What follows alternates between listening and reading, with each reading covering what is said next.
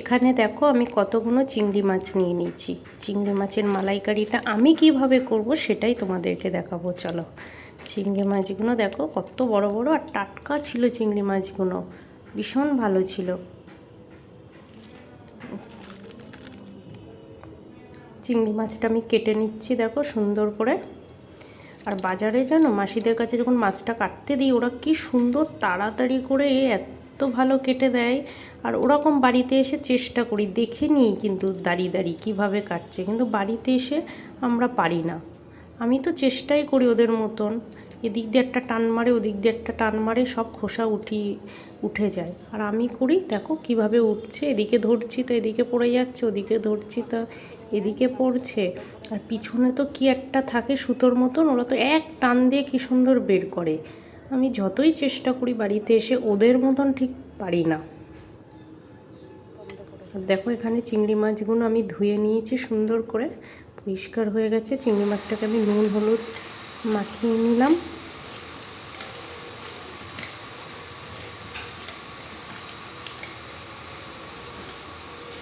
ভালো করে নুন হলুদ মাখিয়ে নিলাম। আর এখানে দেখো নারকেলটা একটা ফাটিয়ে দুটো করে নিয়েছি, নারকেলটাও ভালো ছিল। তারপরে মিক্সিতে ছোট ছোট করে কেটে মিক্সিতে দিয়ে একটা পেস্ট বানিয়ে নিয়েছি। এদিকে তেলটা আমার গরম হয়ে গেছে, আমি চিংড়ি মাছটা ভেজে নিচ্ছি। আর চিংড়ি মাছটা সব একসঙ্গেই দিয়ে দিই, কেন অন্য মাছ হলে ভেঙে যাওয়ার ভয় থাকে, এই মাছটা তো ভাঙবে না, তাই সব আমি একসঙ্গেই ভেজে নিচ্ছি চিংড়ি মাছটা।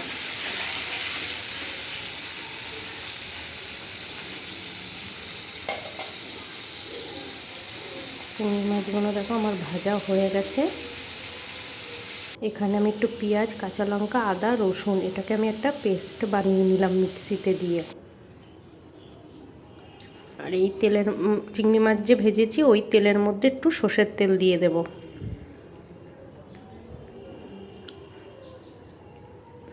আর একটু এই গরম মশলাটা ফোড়নের জন্য দিয়ে দেব। আর ওই যে পেঁয়াজ কাঁচা লঙ্কা আদা যে পেস্টটা ছিল ওটা দিয়ে ভালো করে একটু কষে নেব।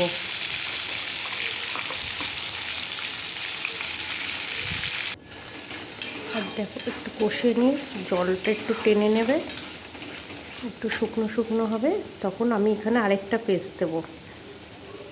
দেখো এখানে একটু সর্ষে কাজু বাদাম মৌরি এটা একটু এই মিক্সিতে টক দইটা ঢেলে দিচ্ছি, দিয়ে এটার একটা আলাদা করে আমি পেস্ট বানিয়ে নেব। আর এখানে একটু নুন হলুদ দিয়ে দিলাম, দিয়ে ওই পেস্টটা দিয়ে ভালো করে একটু কষে নেব।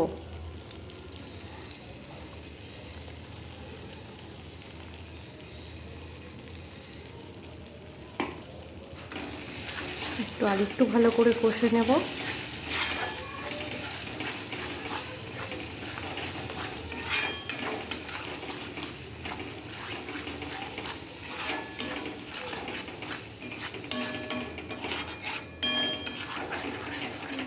এবার আমি নারকেলের যে এটা করেছিলাম পেস্টটা, এই নারকেলটা আমি বানিয়েছি একটু গরম জল দিয়েছিলাম, এটাই যেহেতু একটু জল দিতে লাগে সেটা আমি গরম জল এখানে ব্যবহার করেছিলাম।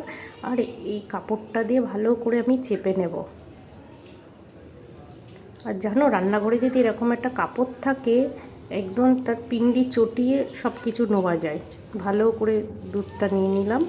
এবার এই দুধটা আমি এই মশলা কষিয়েছিলাম যে এখানে দুধটা আমি ওখানে দিয়ে দিলাম। আবার একটু ভালো করে নেড়ে নেব, গ্যাসটা বাড়িয়ে দিয়েছি।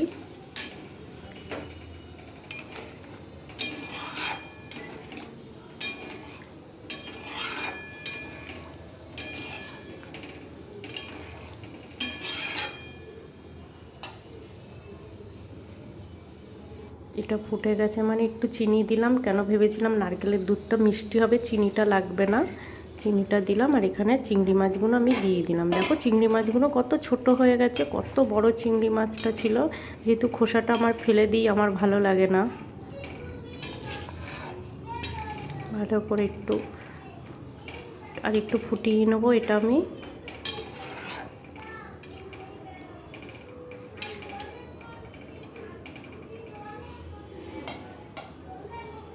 আর দেখো পুরো চিংড়ি মাছটা হয়ে গেছে, খুব সুন্দর একটা গন্ধ বেরিয়েছে।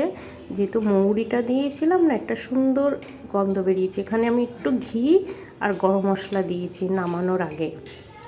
আর দেখো কি যে খেতে ভালো হয়েছে, আমি নিজেরটা নিজে ভালো বলবো না। এই ছিল আজকের আমার চিংড়ি মাছের মালাইকারি। আপনারা বাড়িতে বানাবেন, বানিয়ে খাবেন। যেহেতু আমি নিজেরটা নিজে ভালো বললে একটু বেশি হয়ে যাবে বলাটা, আপনারা বাড়িতে বানিয়ে খান। আর সুন্দর একটা গন্ধ বেরিয়েছে। ভালো লাগলে ভিডিওটা লাইক করবেন।